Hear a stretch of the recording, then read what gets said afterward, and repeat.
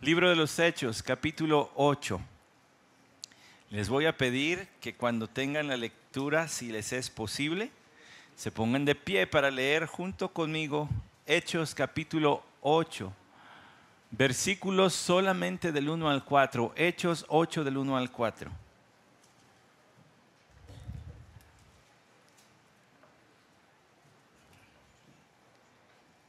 Dice la palabra de nuestro Dios.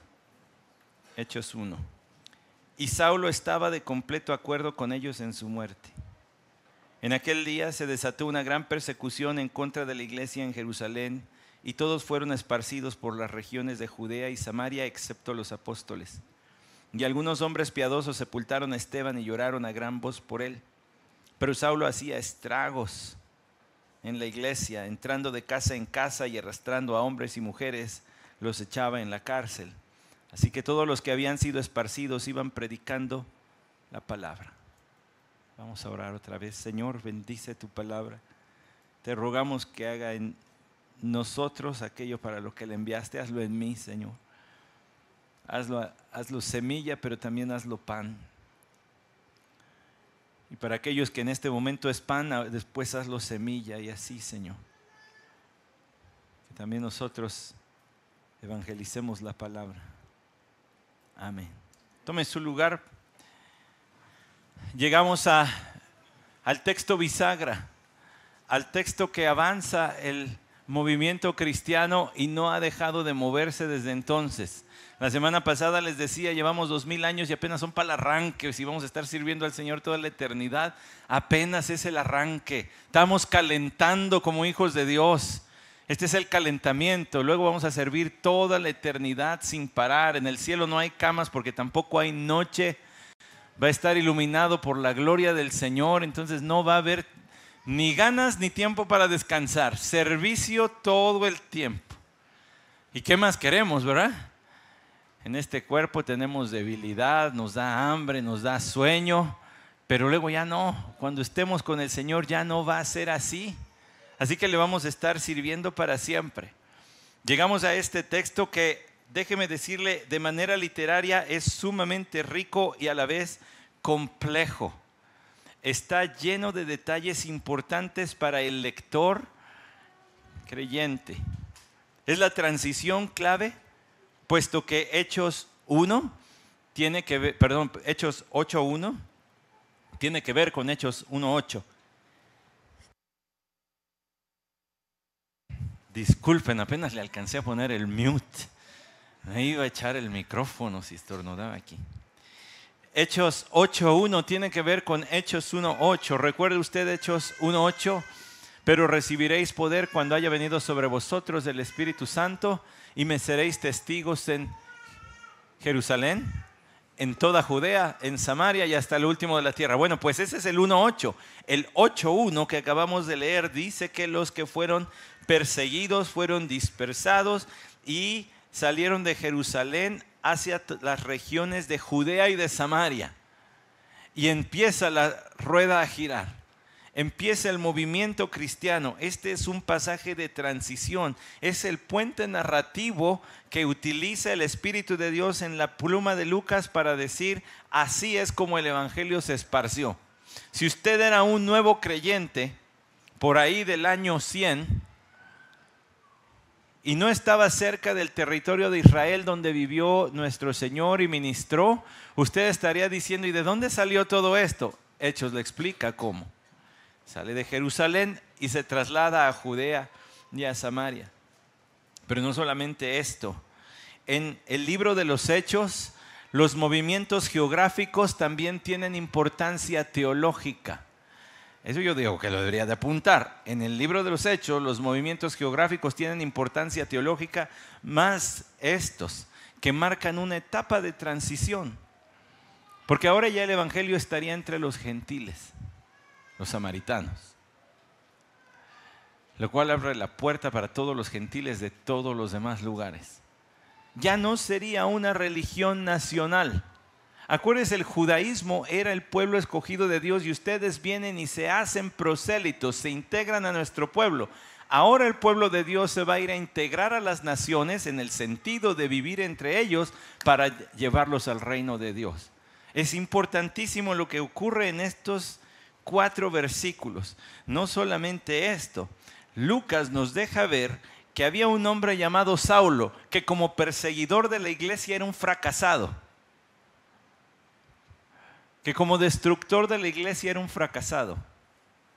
Pero como edificador de la iglesia, como constructor de la iglesia, fue sumamente exitoso por el poder de Dios. El mismo hombre, pero con propósitos y una vida muy, pero muy diferente. Este texto también nos sobra que aunque Dios no es el autor del mal, ni Él tienta ni puede ser tentado por el mal, Dios sí redime, es decir, utiliza para bien lo malo que el hombre intenta. ¿No aprendemos esa lección desde el libro de Génesis? En el caso más claro es la vida de José. Lo que ustedes intentaron para mal, Dios lo usó para bien. Vean cómo Dios los está salvando la vida a través de que yo llegué aquí. El hombre intentó aplastar el movimiento cristiano y lo único que hizo fue esparcirlo. Dios siempre gana. Jesús siempre gana. Observe también que dentro de la teología de Lucas, él no romantiza el sufrimiento. No lo hace sonar bonito para que sea menos aterrador y menos difícil de pasar. El versículo, por ejemplo, 3 de Hechos 8. Hacía estragos, entrando de casa en casa, arrastrando hombres y mujeres, los echaba en la cárcel. No esconde los sucesos, no los romantiza, no los llena de colores bellos para decir, ay, mira los hermanos. Lo deja crudo, lo voy a explicar en un momento. Deja la verdad cruda como es. Porque así es la teología de la palabra del Señor acerca del sufrimiento. Viene como resultado del pecado, pero Dios lo puede usar para bien. Leíamos hace un momento, les leía Isaías 53. El Cordero de Dios siendo despreciado, desechado, llevando nuestras iniquidades, herido. Este texto nos deja ver cómo Dios puede utilizar también el sufrimiento. No solamente eso, nos deja ver que la obra cristiana es llevada y siempre ha sido llevada adelante por gente sin nombre, desconocidos fieles a Cristo. Escuche eso, por favor, desconocidos fieles a Cristo. El movimiento cristiano no ha dependido de los grandes nombres, de los hombres que publican decenas de libros, de los que graban cientos de discos o canciones. No ha dependido de los grandes nombres más que de un nombre, el de Jesucristo. Y los demás, si desaparecen, está bien. Hubo por allí una persona que dijo palabras muy bonitas. Discúlpeme, no sé cómo se pronuncia su nombre. Solamente sé que es el conde Zinzendorf o algo así. Él decía, predica el evangelio, muere y se ha olvidado. Nada más. Porque el nombre que tiene que prevalecer es uno solo, no el tuyo. Fascinante que el versículo 4 dice, los que habían sido esparcidos iban predicando. Pero no nos dice, y la lista es tal. Pues como allá en Números, no. En Números nos dice un montón de nombres y luego primer libro de Crónicas también nos da una super genealogía. Y aquí no nos dice la lista de miembros de la primera iglesia bautista de Jerusalén se componía de tales. Lo deja así. Todos los sin nombre de la iglesia salieron e iban predicando. No dije la primera iglesia bautista porque entre ellos sí llevan la cuenta de cuál es la primera, la segunda y así, ¿verdad? Pero no nos dice nada. No nos dice ningún solo nombre. Bueno, entremos al texto. Hechos 8:1. Y Saulo estaba de completo acuerdo con ellos en su muerte. Este Saulo es el que se menciona anteriormente en el capítulo 7, Este Saulo es el que se menciona en el capítulo 7, que además le trajeron a él los vestidos y se los dejaron allí a los pies de este joven llamado Saulo, dice el versículo 58. Lo cual, fíjese, es interesante lo que hace Lucas, porque desde el 7:58 nos presenta a Saulo como uno que estaba atestiguando la muerte de Esteban. No solamente eso, Pablo mismo confesó haber sido testigo y hasta cómplice de eso. Si usted avanza en el libro de los Hechos, cuando él da su testimonio, él no rehúsa hablar de esto. Fascinante, hermanos, que la palabra del Señor no esconde el antes y el después de alguien como el apóstol Pablo, que decía: sí, yo estuve allí parado y fui testigo y acompañé a los que mataron a Esteban. En sus cartas Pablo también habla de esta vida en la que él fue perseguidor, habiendo sido yo perseguidor de la iglesia, queriéndola acabar. Pablo no tenía la intención de espantar cristianos para que se arrepintieran de seguir a Jesucristo. Lo que Pablo quería era acabar con los cristianos. Se acabó, aquí no se habla de esas cosas. Sé que suena parecida a la realidad actual. Bendita providencia del Señor que nos pone a hablar de esto en estos tiempos. Y Saulo estaba de completo acuerdo. Ahora déjeme darle. ¿Está listo para un momentito técnico? Sí, dele allí un codacito ligero al de al lado, ponte, porque viene algo importante. Cuando dice que Pablo estaba de acuerdo, quiere decir que estaba absolutamente convencido de lo que era necesario hacer. Su mente estaba en completísimo acuerdo, podríamos decir. No había duda en su mente de que Esteban tenía que morir. Era un blasfemo y había que acabar con él. Algún comentarista dice: estaba sediento de sangre. No solamente estaba de acuerdo, estaba deseoso. Pone en perspectiva el versículo 58 del versículo 7. Aunque él propiamente no ha de haber lanzado una piedra, sí le traían los vestidos como una señal de respeto. Cierta jerarquía debió haber tenido ya, puesto que relacionado con su nombre, la segunda parte del versículo 1 dice: aquel día se desató una gran persecución, y el versículo 3 dice: pero Saulo hacía estragos. O sea que algún tipo de jerarquía, de relevancia debió haber tenido ya Saulo como para que hubiese tenido los vestidos, pero además relacionando con su nombre se diga: él estaba en completo acuerdo, estaba sediento, quizás está instigando. Sí, déjenme aquí, denle, es lo adecuado, acábenlo, mátenlo. Estaba de acuerdo con ellos en su muerte, en la muerte de Esteban. En aquel día se desató una gran persecución. Fíjense que las diferentes versiones lo relatan de modo diferente, pero aquí hay una palabrita en el idioma original que al menos la Biblia de las Américas no menciona. Nada más dice en aquel día, pero bien podría agregarse una frase que sí ocurre en otros lados: y sucedió en aquel día. ¿Por qué es importante hacer esa mención? Porque de dos formas Lucas está queriendo dar continuidad a los hechos. No se acabó el asunto con matar a Esteban. No quedaron contentos. Acuérdese que ya venía escalando la cosa. Primero, Pedro y Juan son llevados, ¿verdad?, ante el Sanedrín. Luego todos los apóstoles son llevados ante el Sanedrín. Luego Esteban es llevado ante el Sanedrín y allí sí es muerto Esteban. Como que ya venía subiendo el calor y dicen: pues ya que nos echamos a uno, pues echémonos a todos. Ya que empezamos, acabemos. Si ya ajusticiamos a uno, ajusticiemos a todos. Siempre el primer pecado es el más difícil de cometer. El segundo ya es más fácil.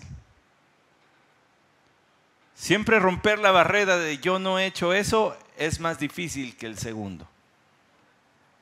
Y en el caso de estos hombres fue igual. Y sucedió en aquel día que se desató una gran persecución en contra de la iglesia.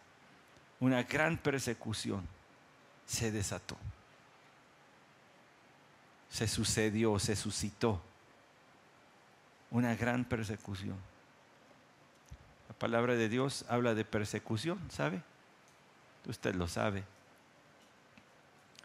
Nuestro Señor, en la parábola del sembrador en Mateo 13:11 dijo que cuando la semilla cae, es ahogada, porque cuando viene la persecución, entonces se aleja el que había hecho algún tipo de profesión. Y sabe que aquí en este capítulo 8 hay uno que parecía haber hecho alguna señal de nueva vida en Cristo. Más adelante usted encuentra el nombre de Simón en el versículo 18, cuando Simón vio que el Espíritu se daba por la imposición de las manos de los apóstoles, les ofreció dinero. Allí se menciona a Simón, pero ya se había mencionado antes en el versículo 13, dice, y aún Simón mismo creyó. Este hombre que hacía artes mágicas, dice, creyó. Pero más adelante dice, quiere comprar el don del Espíritu Santo. Entonces no parece haber sido una verdadera conversión, sino un apego convenenciero de Simón el mago a lo que estaban predicando Felipe primero y luego los apóstoles. La semilla, cuando cae en ciertos terrenos, en ciertos corazones, viene la persecución y la ahoga. ¿Qué le parecen las palabras de Marcos capítulo 10, versículo 30? También ahí habla de persecución. Y le voy a mostrar varios pasajes porque no quiero que piense que esto está aislado. Versículo 29, Marcos 10, 29. En verdad os digo, no hay nadie que haya dejado casa o hermanos o hermanas o madre o padre o hijos o tierras por causa de mí y por causa del Evangelio, que no reciba 100 veces más ahora en este tiempo casas de hermanos y hermanas, madres e hijos y tierras, junto con persecuciones, y en el siglo venidero la vida eterna. Pues qué raro, ¿no? Que diga que como parte de tus recompensas por seguir a Cristo vas a recibir persecución. ¿Se acuerdan la semana pasada que hablábamos a cuál de los profetas no persiguieron en las palabras de Esteban y en las palabras del Señor Jesucristo? Quien quiera llamarse profeta, pues que también se ponga un tiro al blanco en el pecho y en la espalda, porque a todos los profetas los persiguieron. El apóstol Pablo le dijo a Timoteo, y todos los que quieran vivir piadosamente padecerán persecución, en uno u otro grado. En cierta forma u otra forma, todos van a padecer persecución. Viene con el seguir a Cristo.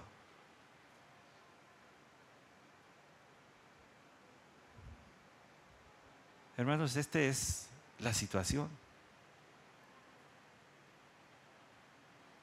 En la providencia del Señor nos encontramos hoy en Hechos capítulo 8.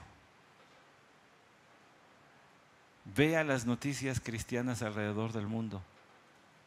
Vea las noticias cristianas en México. No es un caso aislado. Son miles de casos. Se estima que alrededor del mundo 130,000 cristianos mueren cada año por persecución. ¿Escuchó bien? Eso es más que llenar el Estadio Azteca. Es como llenar el Estadio Azteca con toda la cancha, son más o menos 130,000 personas. Cada año, cada año, cada año. Y esos son los que no se sabe. Más bien, más los que no se sabe. Esas no son estadísticas, son hermanos nuestros. Son nuestros hermanos. Y si somos bien bíblicos, Hebreos 13:3 dice que debemos orar por los perseguidos, por los que están en la cárcel, haciendo cuenta que estamos siendo perseguidos y en la cárcel con ellos, sufriendo con ellos. Gozaos con los que se gozan, llorad con los que lloran. Hace rato mencioné las escenas desgarradoras de Sudán, de una madre pidiendo misericordia para ella y para sus 2 hijos pequeños, enmudecida, paralizada, con sus captores y ejecutores grabando el suceso. Es lo que está sucediendo hoy, esta semana. Le dije la semana pasada, ¿quiere preguntarme allá abajo dónde están mis amigos? Pregúnteme. Solo una persona me preguntó y le dije, están en tal y en tal país. Y no son ni siquiera Nigeria, Siria y Sudán. Son otros países. Por todos lados está ocurriendo. En el país cristiano considerado todavía, vea lo que sucedió hace unas semanas. Todos los que quieran vivir piadosamente van a padecer persecución. Sería bueno que cuando presentemos el Evangelio también digamos, pero te estás sumando a los que vamos a ser perseguidos. ¿Quién sabe qué perspectiva tendríamos del Evangelio si le dijéramos así de entrada o que nos hubieran dicho así de entrada? Te vas a sumar al grupo de los que van a ser odiados por el mundo y perseguidos en un punto de la historia, seguro. Bueno, el Evangelio es otra cosa, pero de que las cláusulas están allí, están allí. Saulo estaba de acuerdo con ellos. En aquel día se desató una gran persecución. Ya vio lo que dice Romanos capítulo 8. Porque al hablar de persecución, hermanos, parecería que vamos a hablar de cómo estamos en desventaja y tomar esta posición siempre defensiva y victimizándonos. Vean lo que dice Romanos capítulo 8, versículo 31. Entonces, ¿qué diremos a esto? Si Dios está por nosotros, ¿quién estará contra nosotros? El que no eximió ni a su propio Hijo, sino que lo entregó por todos nosotros, ¿cómo no nos concederá también con Él todas las cosas? ¿Quién acusará a los escogidos de Dios? Dios es el que justifica. ¿Quién es el que condena? Cristo es el que murió, sí, más aún el que resucitó, el que además está a la diestra de Dios, el que también intercede por nosotros. ¿Quién nos separará del amor de Cristo? ¿Tribulación o angustia o persecución o hambre o desnudez o peligro o espada? Tal como está escrito, por causa tuya somos puestos a muerte todo el día, somos considerados como ovejas para el matadero, pero en todas estas cosas somos más que vencedores por medio de aquel que nos amó. Porque estoy convencido de que ni la muerte, ni la vida, ni ángeles, ni principados, ni lo presente, ni lo porvenir, ni los poderes, ni lo alto, ni lo profundo, ni ninguna otra cosa creada nos podrá separar del amor de Dios que es en Cristo Jesús, Señor nuestro. Nada, ni la persecución puede separar a los hijos de Dios de Dios. ¿Te acuerdas de aquel canto que cantaban en los retiros de niñas? Porque estoy convencido que ni lo alto, ni lo profundo, ese lo deberíamos rescatar. Me lo sé desde niño. Y allí ya estaban diciendo, nada, ni la persecución nos puede quitar del amor de Dios, absolutamente nada. Así que, hermano, cuando estamos hablando de persecución, usted y yo no podemos verlo con los ojos de la victimización y del pobrecitos de nosotros, porque en todas estas cosas somos y vamos a ser más que vencedores. Y cuando llegue el momento, si llega el momento, lo único que van a hacer es darnos paso al cielo. Es lo único que van a hacer. No tenga miedo al que destruye el cuerpo en este mundo, tema al que puede destruir el cuerpo y el alma en el infierno. A ese es al que hay de temer, dijo el Señor. No tiene un pastor valiente, solamente que le estoy diciendo lo que dice la Biblia. Lo mismo que tengo que creer yo todos los días. ¿Se acuerda lo que el apóstol Pablo le dijo a los corintios? Lo acabamos de ver hace poquito, en la segunda carta a los corintios. Pablo les dijo, nosotros estamos expuestos a la muerte para que en ustedes opere la vida. Dice 4:11 de 2 a los Corintios, porque nosotros que vivimos constantemente estamos siendo entregados a muerte por causa de Jesús, para que también la vida de Jesús se manifieste en nuestro cuerpo mortal. Así que en nosotros obra la muerte, pero en vosotros la vida. Estamos expuestos al morir a nosotros mismos, pero también expuestos a muerte con tal de llevarles vida. Y más adelante en el capítulo 6 dice, vivimos como pobres, pero enriqueciéndolos a todos los demás. Viviendo sin siquiera una casa donde regresar, pero haciéndolos ricos espiritualmente a todos ustedes, decía el apóstol Pablo. Se desató una gran persecución en contra de la iglesia en Jerusalén, y todos fueron esparcidos por las regiones de Judea y Samaria, excepto los apóstoles. Aquí me van a ayudar con unos mapas que yo les preparé. Son 3 diapositivas, y en la tercera van a encontrar un acercamiento de la región, pero solamente para que vean, a lo mejor le estorbo un poquito. Pero ahí está Jerusalén, Judea, Samaria. Jerusalén, la rayita de en medio, la rosa es Samaria, y toda esta parte amarillita, ya casi naranja, es toda la región de Judea. El Señor dijo que el evangelio tendría que salir, no se podría quedar en Jerusalén, tendría que avanzar. Nosotros también vamos a avanzar al siguiente aquí, por favor.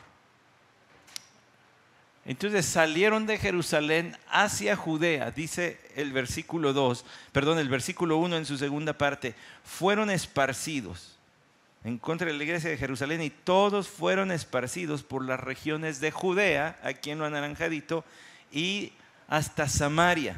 Más adelante Lucas relata el evangelio en Samaria. Solamente para que quede más claro, ahora viene un acercamiento de esta parte que le estoy diciendo: Samaria y la región de Judea. Esta es la transición de Hechos 1:8 a Hechos 8:1. El evangelio ya llegó a donde el Señor dijo, y van a llevarlo a Judea y van a llevarlo a Samaria. Ahora, espérenme allí tantito, déjenmelo allí tantito, porque aquí viene otro momento importante que yo tengo que explicarle. Fueron esparcidos. La palabra esparcir es la misma que se utiliza en la parábola del sembrador en Mateo 13:23.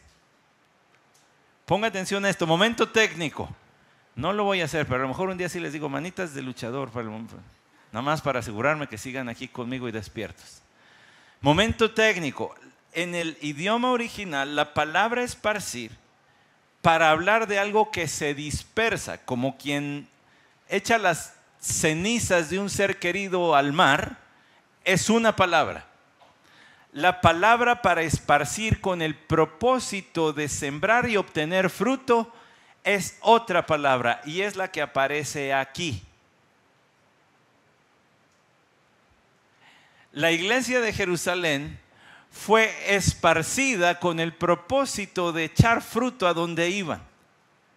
El vocablo que usa Lucas no es el de echar las cenizas al viento, sino es el de echar semilla donde va a ir a llevar fruto. Siempre ganamos. El diablo ha de ser la persona más frustrada del universo. Todo le sale mal. A veces parece que le sale bien, pero todo le sale el tiro por la culata siempre. Siempre.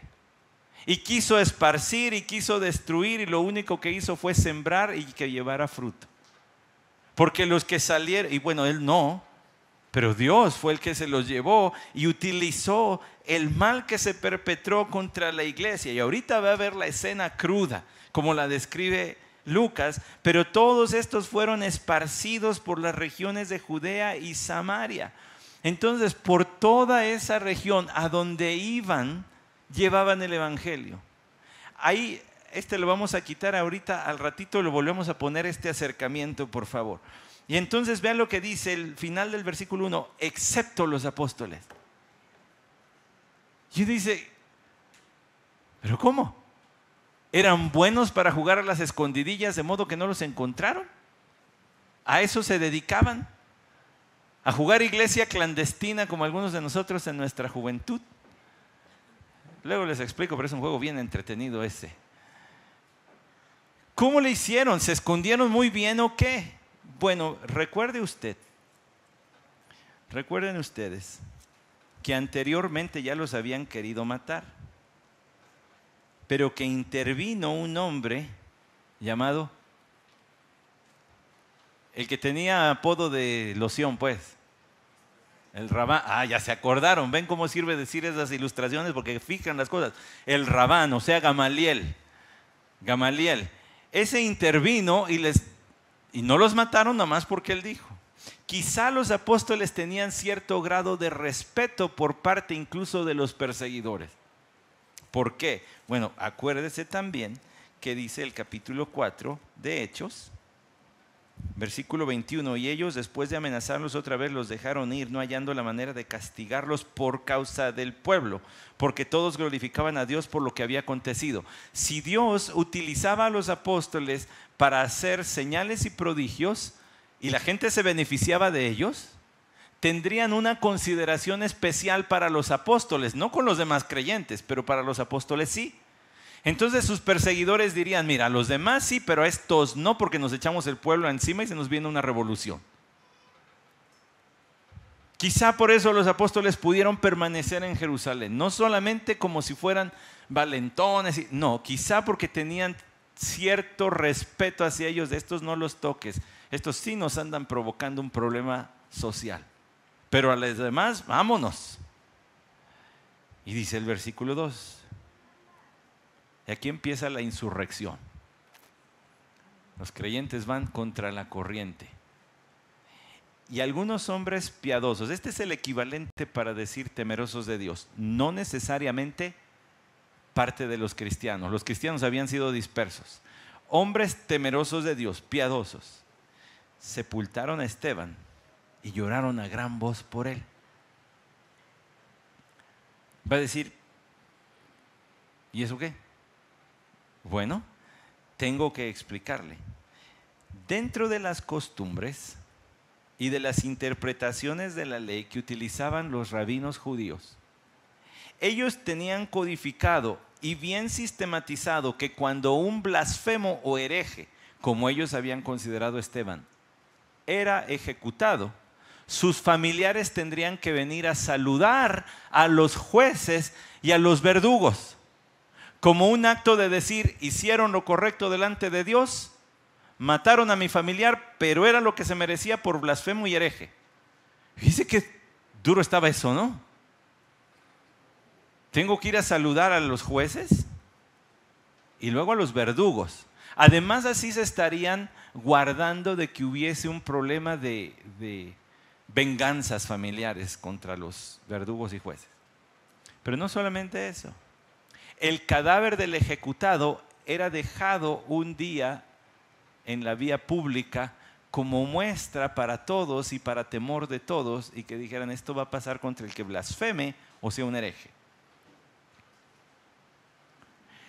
Y cuando se le llevara a sepultar, no había que llorarle ni hacerle ningún tipo de respetos. Era casi, discúlpeme, pero era casi como ir a tirar el cuerpo de un animalito muerto. Y yo sé que al día de hoy ya hay panteones y crematorios y le hacen la estatuita y le entregan su certificado de función del perrito y no sé qué, pero la verdad es que hasta hace 20 años nada de eso se hacía. Pues agarrabas al perrito y lo llevabas a dejar donde se tenía que dejar. Pero para lo que estoy explicando, en aquellos tiempos, un hereje o un blasfemo era como ir a tirar el cuerpo de un animal. Este no merece entierros y funerales ni que le lloren. Entonces aquí hay un grupo de temerosos de Dios que quizá ya estaban empezando a entenderle al evangelio, porque ante la muerte de Esteban ellos sí lo llevan a sepultar inmediatamente y le lloran a gran voz. Lo que los rabinos decían, no lo hagas, ellos sí lo hicieron. Como diciendo, este hombre era un verdadero siervo de Dios, lo que él dijo era cierto. Estamos matando a los que nos vienen a hablar la palabra de Dios. ¿Me vas siguiendo bien hasta aquí? Porque me queda menos de la mitad del tiempo y más de la mitad del texto y tengo que acabar. Entonces agárrese, abróchese su cinturón porque vamos a meter velocidad en esto. Dice, versículo 3. Pero Saulo hacía estragos en la iglesia, entrando de casa en casa y arrastrando a hombres y mujeres, los echaba en la cárcel. Vea por favor que dice, hacía, entrando, arrastrando, y el echarlos es parte del arrastrar. Ahora escuche por favor, todos estos son participios, es decir, en el modo verbal que está conjugado esto, es una acción repetitiva de Saulo. Una y otra vez lo hacía.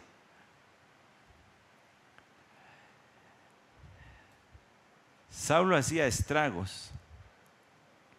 La palabra estragos también hace alusión al escenario de un campo de guerra cuando la batalla ha terminado. A ver, creo que no lo desperté con el momento técnico. Va de nuevo. La palabra estragos también hace alusión a un campo de guerra cuando la batalla ha terminado. Entonces, cuando Saulo entraba a una casa, no le decía, por favor, caballero, acompáñame, tómenlo del brazo, que vean que no se golpee. No, llegaba a voltearla, poner la casa de cabeza para que nadie se le escapara. ¿Dónde están todos? Y búscale, y si allá hay un mueblecito, búscale, y vean que no hay agujeros y túneles donde se hayan escapado. Órale, sobre todo. Pero también dice, de casa en casa, arrastrando hombres y mujeres.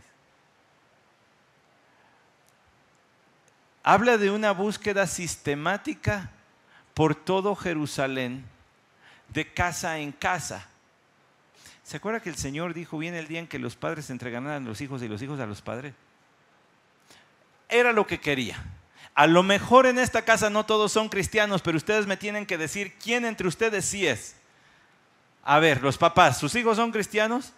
A ver, los hijos, ¿sus papás son cristianos? Y el abuelo y la tía, digan, órale, es ahorita. ¿Ya vas sintiendo feito que está esto?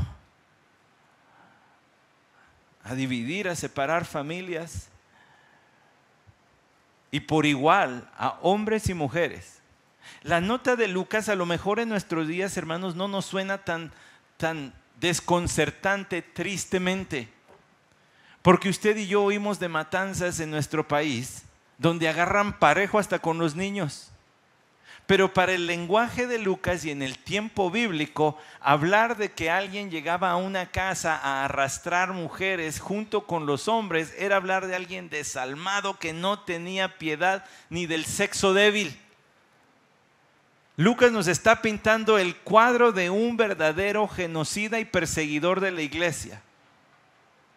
Y ya le dije de algunos países en los que puede al rato ir a buscar información y va a ver cómo están agarrando parejo, hombres, mujeres, niños, ancianos, todos. Pero nosotros vivimos en la Ciudad de México. Pues quién sabe por cuánto tiempo vaya a ser tranquilo para nosotros. No lo digo porque yo sepa nada más de lo que ustedes saben, pero sí he visto cómo ha cambiado el clima en algunos países en cuestiones de 4 años. Y han pasado a ser minorías, incluso los nativos de los países. Volé de El Salvador a la Ciudad de México y era el único mexicano en el avión. Todos los demás eran de otro continente. ¿Cómo sabe? Pues porque los vi y porque los escuché. El único mexicano.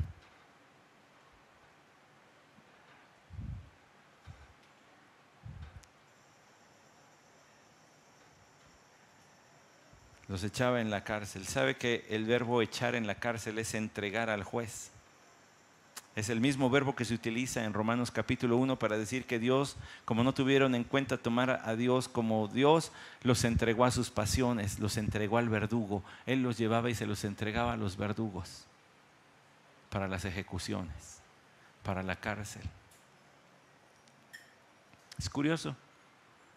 Dios había sacado a sus siervos de la cárcel, pero no se nos dice que estos creyentes hayan recibido la visita de un ángel por la noche que fue y les abrió la puerta de la cárcel y les dijo, váyanse ya.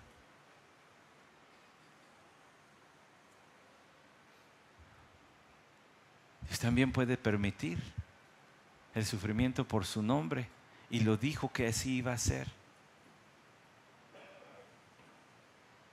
Dios siempre ha usado la persecución para purificar a su iglesia y que no esté quien no tenga que estar. Dios no vino para ser, Jesús nuestro Señor no vino para ser popular. A ver cómo le puedo hacer para juntar más gente. A ver si me convierto en un influencer para que millones me sigan en TikTok. Jesús llegó al punto de decirle a sus apóstoles, ya me dejaron todo, ustedes también se quieren ir. Y a veces usa este tipo de pruebas para purificar. ¿Y usted qué va a hacer? ¿Y yo qué voy a hacer? ¿Dónde venden las pastillas de valor, pastor? No, nadie las vende. Porque esto no se hace por valor, esto se hace por amor.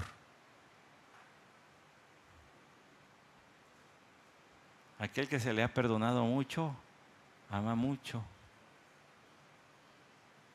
Así que la concepción que usted tenga del perdón de Cristo determinará su grado de fidelidad y de obediencia. Si usted cree que Dios le perdonó, pero pues usted no era tan mala persona, digo, nunca mató a nadie, nunca robó, pues no era tan malo, o sea, sí me perdonó, pero no era para tanto. Entonces usted no ha entendido la gracia de Dios, ni la santidad de Dios. Porque el creyente maduro no es el que se escandaliza del pecado en los demás, es el que se sigue escandalizando y cada vez más de sus propios pecados, pero siente compasión por el pecado de los otros. El creyente maduro se escandaliza más de su pecado que del pecado ajeno. El creyente inmaduro está siempre señalando. Sí, pero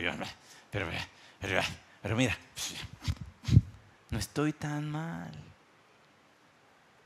Pero si usted entiende esto, entonces sabe que lo único que lo va a sostener es la gracia de Dios, que deposite un amor por Él en su corazón, que le mantenga fiel en los momentos más difíciles. Saulo hacía estragos, dejaba las casas como zona de guerra, casa por casa, iba arrastrando parejo, sin piedad, hombres y mujeres, gente del sexo débil como son las damas, las arrastraba, se las llevaba y las entregaba al verdugo para ir a la cárcel. O para su ejecución también. Y aquí vienen otra vez los insurrectos, en el versículo 4.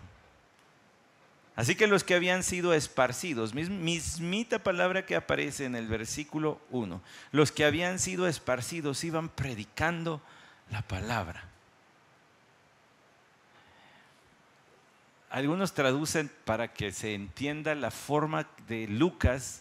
Lucas hace un juego de palabras en el idioma griego, se lo voy a poner así. Iban evangelizando con el evangelio. Pues suena redundante, ¿no? Literalmente dice iban evangelizando con la palabra, pero la intención es hacer como una especie de juego de palabras donde es redundante. Para decir, mientras esto ocurría, los otros, los que sí habían escapado, iban avanzando el plan de Dios. Ahí sí podemos regresar, por favor, a la tercera, que era esta especie de zoom, de close-up que le hicimos aquí. Las rayitas esas rojas son los pasos de hombres y mujeres de los cuales no sabemos su nombre, pero Dios sí supo su nombre. Es que todo creyente tenemos que entender que usted es el plan de Dios para avanzar el reino de Dios. No espere que venga alguien más. No espere que vengan los profesionales que traen el rótulo pastor o teólogo o maestro o conferencista o lo que sea. El reino de Dios lo han avanzado miles y miles y miles de creyentes anónimos a través de la historia.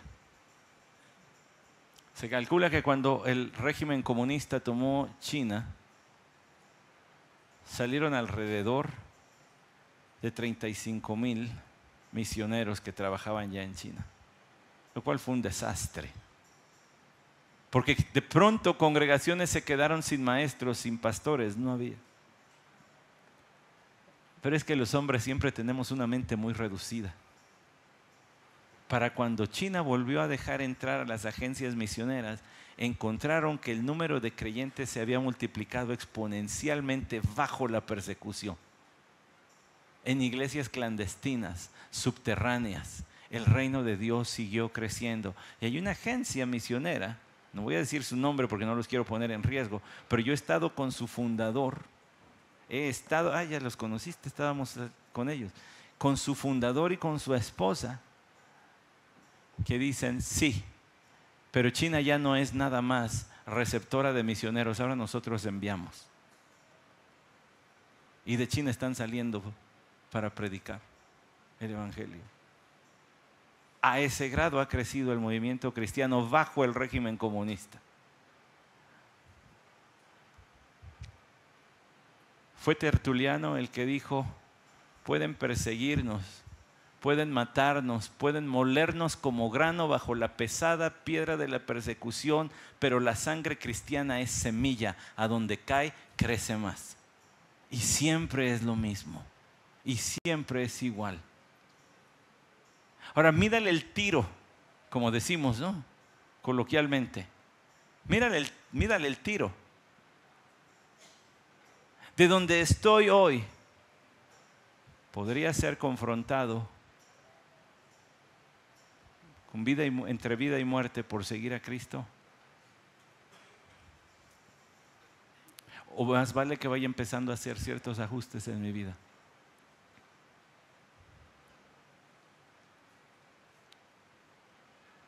Mire, es muy sencillo de decirlo al menos. ¿Usted confía en alguien porque le ha demostrado con el tiempo que es digno de confianza? Si le dice, llego a esta hora, y llega a esa hora, y si le vuelve a decir, te veo a tal hora, y llega a esa hora, esa persona está sembrando confianza en el corazón de usted.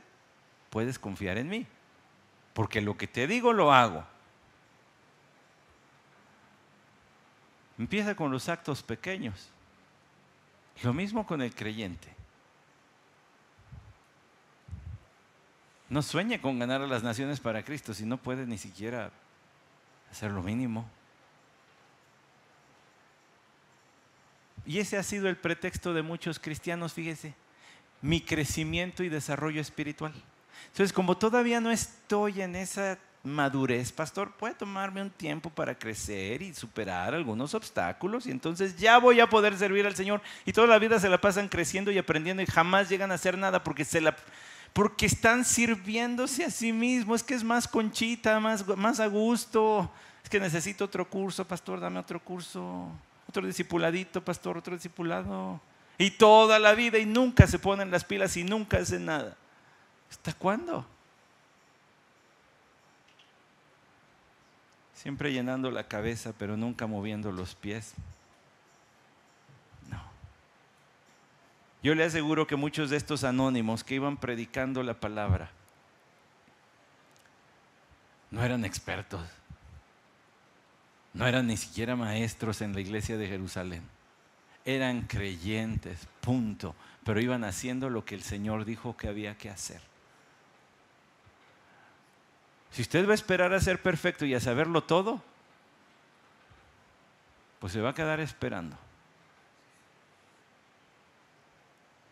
Elías y yo conocemos a una señorita, y creo que también Emilia la llegó a conocer. Antes del verano del 2000, ¿qué fue? ¿Hace 22? Tan introvertida, tan callada, que no se atrevía a ir a las cafeterías y pedirse su café.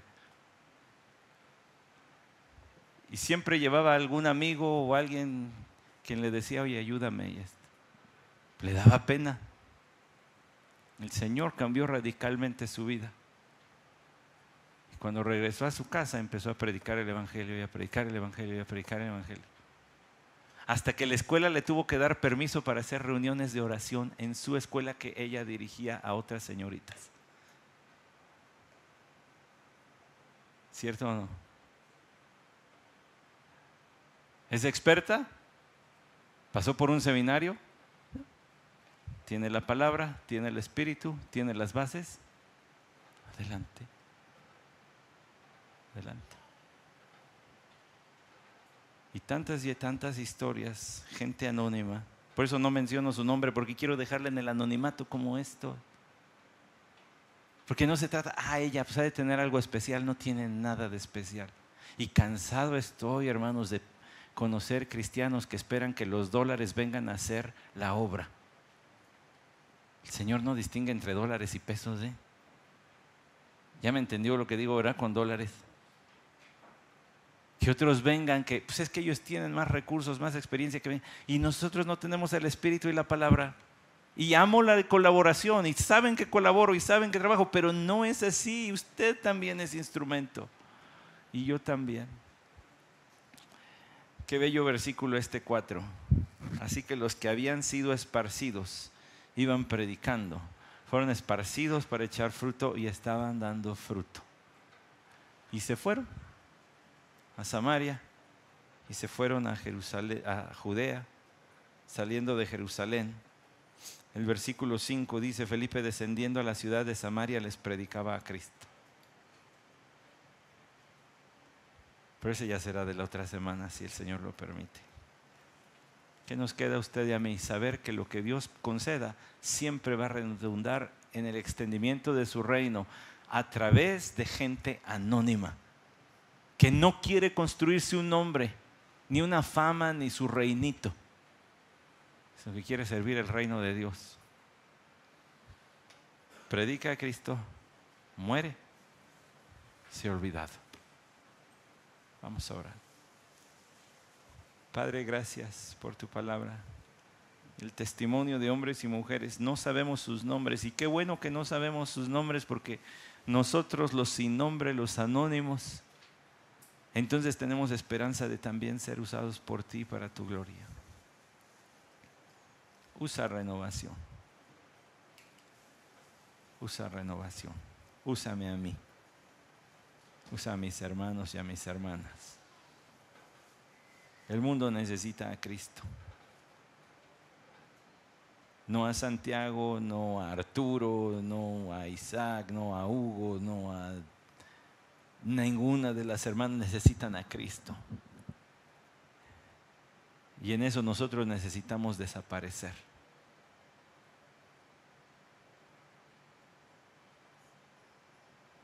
Necesitamos menguar y que Él crezca, morir a nosotros mismos para siquiera pensar en la posibilidad de rendir un día el máximo sacrificio en muerte por su causa. Gracias por el libro de los Hechos, Señor. Nos inspira, nos reta a poner los ojos en el Dios que conduce todos los eventos para bien, para su gloria, para llevar la salvación a las naciones. Qué bonito sería, Señor, un día que esta iglesia llegue a donde nadie ha llegado, quizá alguna comunidad en nuestro país sin evangelio. Que hayamos avanzado un poquito más tu reino. Va a haber precios que pagar, no solo económicos. Que los paguemos, Señor, contentos, hasta teniendo por poco este mundo, con tal de ver cristalizado la salvación de tus escogidos en lugares donde hoy ni siquiera tu nombre ha sido proclamado, en este país incluso. Gracias por nuestro gran Salvador Jesús, que salva al más malo de su iniquidad y vida eterna le da. Gracias por tan grande, grande Salvador. Amén.